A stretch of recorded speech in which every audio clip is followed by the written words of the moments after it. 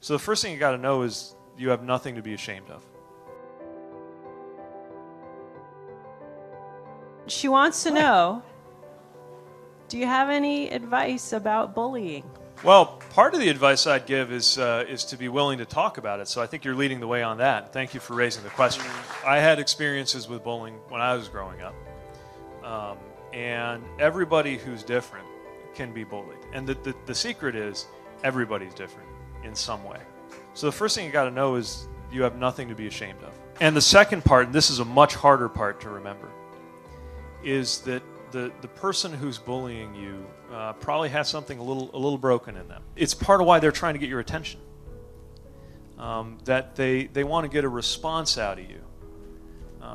They want to kind of control a situation because something else in their life isn't going well, and they don't feel they have control in a bigger way.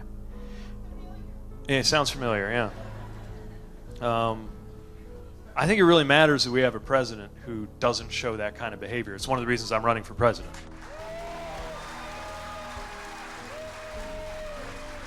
So the hard part, if you really want to just take all the air out of that bullying, is turn to a bully and ask if they're okay.